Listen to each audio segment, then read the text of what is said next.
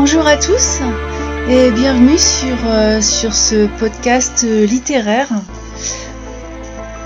Aujourd'hui, j'ai vraiment envie de partager avec vous un roman qui m'a beaucoup touchée. C'est un gros coup de cœur. J'ai déjà envie de le relire. Et d'ailleurs, j'ai relu un peu le début ce matin. Et j'ai vraiment envie de partager avec vous cette lecture qui, le titre est très simple, le titre c'est Être. Alors c'est le premier tome, il y en aura d'autres, et l'auteur est Camille Marcovecchio. Je vous avoue que dans mes souvenirs, je ne sais pas si j'ai lu un roman qui était aussi original et complet dans l'histoire, dans la plume, dans les thèmes, parce que on peut passer du thriller à la romance dans ce roman, et j'ai envie de partager parce que je voudrais semer un peu l'envie de découvrir, de vous faire découvrir ce roman. Vous le trouverez chez Books on Demand. Il est sorti en septembre 2022. C'est un livre très récent. Personnellement, je l'ai lu en numérique. C'est assez rare, mais c'est vrai qu'en ce moment, c'est plus pratique pour moi. Et la version imprimée fait 571 pages qu'on ne voit vraiment pas passer. Enfin, moi en tout cas, j'avais pas l'impression que ce soit quelque chose d'aussi volumineux. Même si j'ai plus l'habitude de lire en général des gros bouquins. J'étais dès que j'ai commencé, j'ai trouvé que la plume cachait une sensibilité, parce que le ton est très variable. On peut passer de descriptions exceptionnellement belles, poétiques, et puis arriver à des scènes qui sont cruelles. Et le roman m'a accroché vraiment à la première ligne. J'ai été tellement intriguée que ça m'a fait oublier totalement le temps. C'est immersif, voilà, et addictif. Pourtant, bon, au départ, je vais l'avouer, ce roman m'a attirée par sa couverture. La couverture est très sobre. Et je la trouve finalement, je sais pas, c'est mystérieux. C'est vrai que cette sobriété n'en est pas vraiment une quand on regarde bien la couverture. Et du coup, elle m'a donné envie de lire la 4e de couverture. Et en lisant le résumé de l'éditeur, c'est vrai que j'avais déjà besoin de découvrir ce que cachait le titre de toute façon. Parce que être, bon, il peut être utilisé comme verbe évidemment, mais aussi comme substantif. Et dans ce cas-là, il est très employé dans la philosophie. C'est un terme qui peut désigner, suivant le contexte, ce qui est, la réalité, l'existence, une personne dans sa sensibilité intime. Et c'est un simple mot de 4 lettres, mais qui a déjà aussi un peu comme... On peut dire que c'est très sobre, comme la couverture, mais il y a une signification très profonde. Et tout ça a réussi à me faire poser la question, qu'est-ce que j'allais trouver en ouvrant ce livre. C'est vrai que souvent, quelque chose m'interpelle et je me laisse embarquer. Ça m'est arrivé d'être déçue, mais là vraiment pas du tout. Je crois que c'était au-delà de tout ce que je pouvais imaginer. On est en septembre 2021 au Guatemala. Méa prend ça. C'est une jeune femme et ses parents, des sacs à dos, des bidons d'essence, un 4x4 dans la forêt tropicale. Ils s'enlisent dans la boue, ils sont poursuivis, la maison explose. Forcément avec les bidons d'essence. Ça illumine le ciel dans une sorte de teinte orange dans le crépuscule. Bon, je me demandais ce qui se passait. Leurs poursuivants sont armés. Ils n'hésitent pas à faire feu, donc ils tirent dans la nuit. Et puis, tout à coup, j'ai réalisé que il y avait un narrateur et que ce narrateur discret observe ce massacre, observe ce qui se passe. Enfin, je sais pas trop. Et après des heures de fuite, cette famille à bout de force, bon, le père vole une voiture et démarre vraiment sans attendre. On les retrouve le 2 octobre et ils sont quelque part en Floride. Donc ils ont fait beaucoup de route. Dans une voiture, on n'a pas... du Guatemala à la Floride, c'est quand même pas la porte à côté. Et la radio est allumée et c'est vrai que c'est terrible parce qu'on parle de tempête, de marée noire,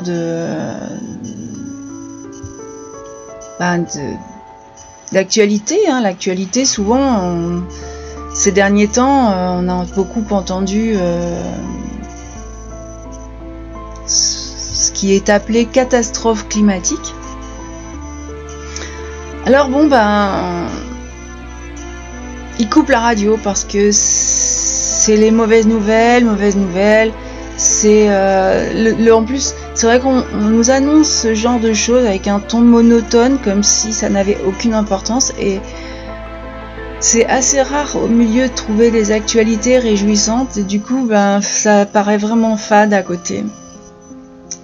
Donc ils éteignent la radio. Ils sont déjà confinés dans une voiture sous une pluie incessante. Alors les actualités déprimantes, je crois qu'ils en ont pas besoin. Méa a toujours elle a les cheveux longs et ils sont toujours recouverts de la boue de la fuite du Guatemala. Avec ces longues heures de route, la tension monte entre les parents et il est temps de faire une pause.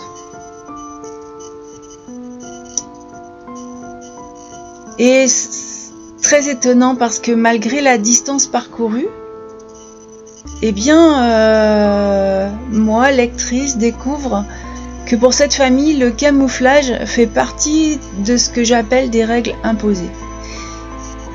Je me demande les raisons de tout ça parce que l'ambiance, elle est angoissante et dans ma lecture, je ressentais tout ça. Il y a une plume tellement fluide, tellement fabuleuse, tellement... C'est une histoire. C'est quelqu'un qui raconte son vécu pratiquement. C'est vraiment, on le vit.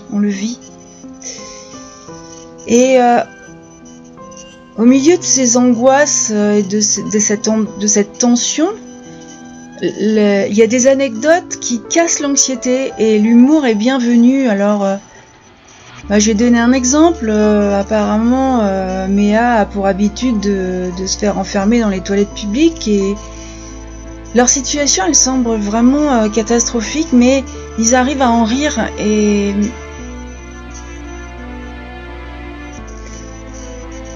la question, elle est légitime.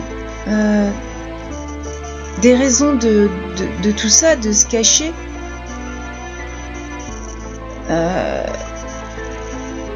Et puis, On ressent aussi, à travers toutes ces anecdotes, on ressent aussi des liens entre les protagonistes, entre ces trois personnes. C'est une famille soudée et visiblement, je crois, parce que leur vie en dépend. Et pourtant, Méa ressent celui que j'ai décrit tout à l'heure comme un je ne sais pas comment le nommer, un observateur.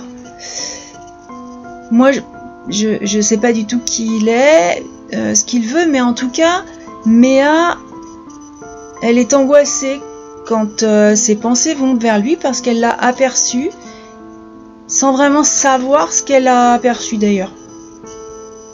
Parce que Méa, étant donné ce que semble être le cours de sa vie, elle n'a qu'un ami, c'est son sac de survie. C'est le sac dans lequel elle a les affaires qui prennent à chaque fois qu'ils partent. Et c'est avec lui qu'elle voit sa nouvelle maison au bout d'une route boueuse, encore de la boue et encore de la boue. Et puis la maison, c'est pas non plus le rêve. Hein. Y a l'état qui nécessite un bon nettoyage et quelques semaines de bricolage, voire de travaux. Et là, tout se met en place parce que dans cette famille, chacun a sa fonction pour rendre le nouveau lieu un petit peu plus personnel, confortable, faire une sorte de chez soi. Et c'est pareil, dans l'écriture, c'est tellement immersif que par rapport à ce qu'on vient de vivre avec cette fuite, de les voir arriver, et d'installer leur vie, c'est un sentiment que j'avoue avoir du mal à décrire. Mais en tout cas, tous ces personnages sont vraiment très... Il y a beaucoup de mystères, on n'arrive pas... J'arrivais pas à percer quoi que ce soit. C'est vraiment évolué dans la brume. Enfin là, c'est dans la boue, en l'occurrence. Mais le narrateur, qui est donc cet observateur, prend la plume par intermittence. Donc lui, à la première personne, raconte ce qu'il fait, ce qu'il voit, mais lui aussi se cache. Et il a suivi cette famille jusqu'en Floride. Il prend une chambre dans un motel. Donc il sait où Méa est installée et il me semblait à ce moment que c'est elle qu'il poursuit. Pas forcément la famille, mais particulièrement Méa, cette jeune personne. Méa... Alors, on se dit aussi, mais quelle est sa vie quand même, c'est... Bon, elle fait le tour de la maison, elle trouve des livres et la lecture lui permet de s'évader. Le temps qu'elle prend, parce qu'elle n'a ni téléphone portable, ni télévision, ni ordinateur, donc quoi de mieux qu'un livre, hein? C'est vrai que c'est aussi une façon de voyager, de lire. J'ai aussi découvert que Méa, j'avais pris pour une enfant au début de cette aventure, n'en est plus vraiment une. Et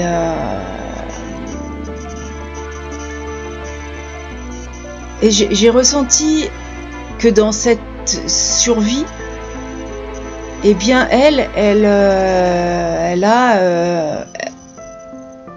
vit dans des cauchemars, des insomnies et aussi des cris de panique, mais elle veut inquiéter personne et elle garde ça pour elle. Elle n'a pas forcément une vie très enviable à mon sens. Et puis elle est très secrète elle aussi et elle-même ne semble même pas savoir pourquoi elle vit comme ça. Elle elle fait ce qu'on lui dit.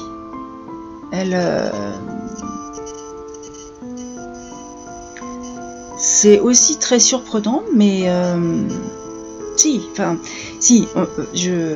elle vit parce que apparemment elle évite d'être tuée, mais la raison est très floue, et quand elle pose des questions à ses parents, on lui a raconté une histoire de succession, mais avec l'âge, et elle lit, elle soupçonne quand même un mensonge là-dessous, et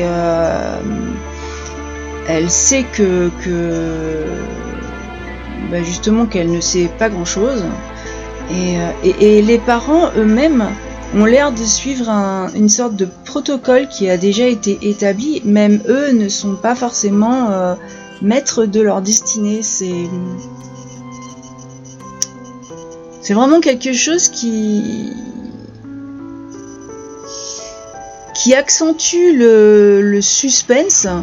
Il y a un espèce de côté thriller aussi dans le fait d'être poursuivi comme ça. Malgré tout, on les devine, d'autres personnages, sans les rencontrer. On les devine.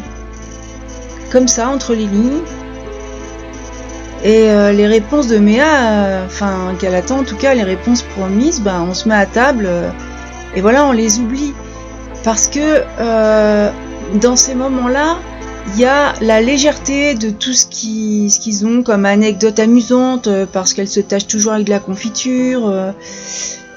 Et ça donne une ambiance, une autre ambiance aussi à la lecture, avec oui, il y a des hauts, il y a des bas, et on suit cette famille. Et je suis lectrice, curieuse, et je me disais que peut-être j'apprendrais des tas de choses sur Méa et sur sa famille, dans ces anecdotes, dans ces moments où on a le sentiment qu'il se relâche. Parce que Méa, pour moi, elle est quand même en prison, et c'est vrai que on se demande pourquoi, parce que vous, je sais pas, je me pose la question, comment feriez-vous pour survivre comme ça dans cette incertitude, dans le danger aussi, parce qu'il a l'air d'être bien présent. Il y a la peur, il y a l'angoisse, il y a la fuite. Et dans la 4e de couverture, il y avait une petite phrase, nous sommes leur seul espoir. Je l'ai revue quand j'ai relu ce matin. C'est vrai que j'avais oublié cet extrait du résumé. Mais la lecture m'a vraiment bouleversée. Je suis passée je crois, par tous les sentiments. Parce que j'ai peur pour eux, j'ai douté pour eux, j'ai ressenti l'angoisse de Méa. J'ai eu beaucoup d'admiration aussi pour cette jeune femme, énormément de colère sur ce qui lui arrivait, et sur la première page, quand j'ai commencé à lire, il y a marqué roman de science-fiction, mais dans le roman, c'est affolant de réalisme, on y est, quoi. C'est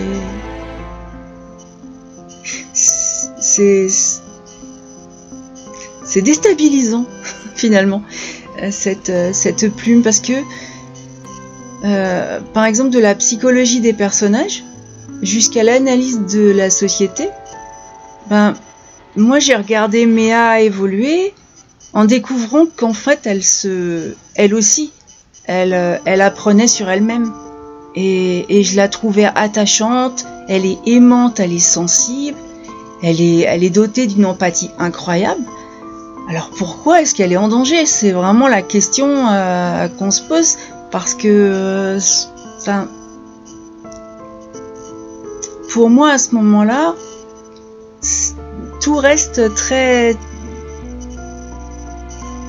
Tout est question.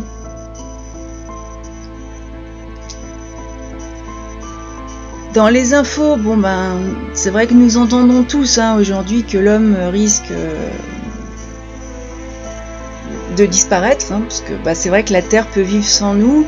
Après l'inverse, c'est quand même, à mon avis, douteux. Mais je sais pas vous, mais on peut se demander les raisons de notre immobilisme par rapport à ça. Je sais pas, moi j'ai remarqué aussi que les intérêts des uns font le malheur des autres et que bon bah il y a plus une question de pouvoir que je sais pas vraiment si nous sommes humains, nous humains, malgré tout ce qui est exprimé dans les informations là et qui ressort dans ce livre. L'humain est un animal en perpétuelle contradiction. Il se croit aussi indestructible et puis reste persuadé que sa science va venir à bout de toutes ses difficultés. Et pour moi, c'est paradoxal. Et dans ma lecture, c'est ce que j'ai vécu par rapport à ce qui entoure Méa au fur et à mesure où j'avance dans l'histoire, au fur et à mesure où je vais pas dire que j'ai découvert énormément de choses. C'est doucement distillé, c'est au goutte à goutte. Mais j'ai vécu une course-poursuite ahurissante et infernale. Là, c'est vraiment... L'écriture prend tout le rythme. Et c'est comme si vous y étiez. Il n'y a pas besoin d'une imagination très fertile, c'est tellement bien écrit que vous y êtes. Il y a des retournements de situation qui sont vraiment...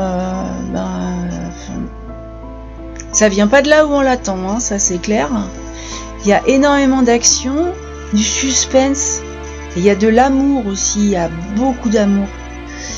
Mais pour moi, il y a aussi incompréhension. C'est un paradoxe. Bon, c'est souvent le cas. Quand vous voyez tome 1, bon, dernièrement, j'ai lu un roman qui avait une fin vraiment...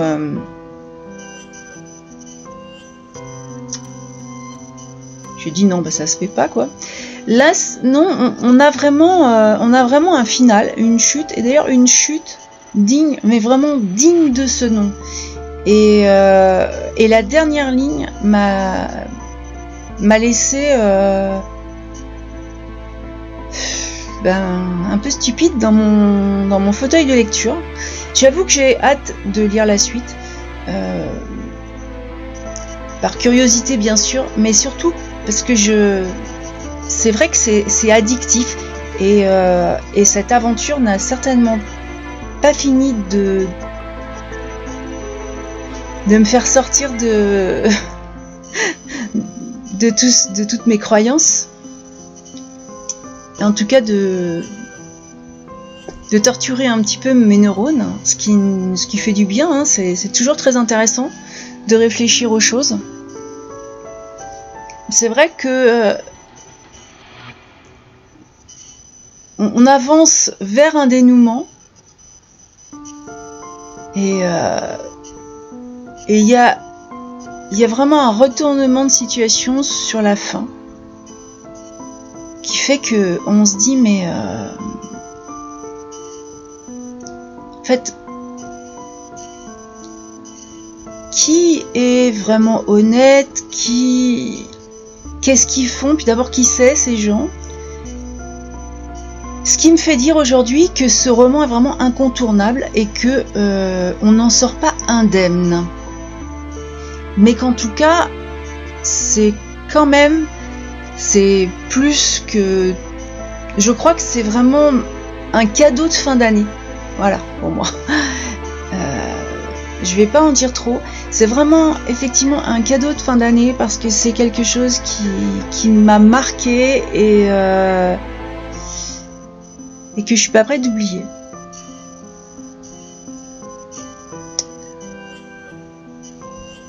Tant m'a bouleversée. Et je vais vous lire le texte de présentation de l'auteur, parce que ce texte reflète merveilleusement ce que j'ai ressenti, une ambiance qui est vraiment unique.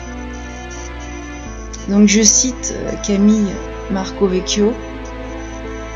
Ce premier tome, en 2 sections, fait partie d'une trilogie qui s'intitule Être. C'est un début d'une longue histoire qui me bouleverse et qui, je souhaite, vous émouvra. Il ne faut pas être sensible, ne pas avoir peur de se confronter à la réalité de notre société, ne pas s'attacher, et vous le comprendrez très tôt. Mon aspiration était avant tout de faire passer une atmosphère, une ambiance unique à Être, et j'espère lui avoir donné cette signature du ressenti. Eh bien, si l'auteur m'écoute, elle a très bien réalisé cet exercice parce que oui, l'atmosphère est passée, oui, l'ambiance est unique et il y a vraiment énormément de ressentis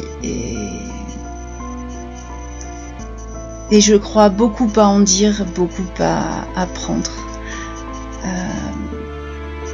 J'aimerais aussi beaucoup en parler avec l'auteur.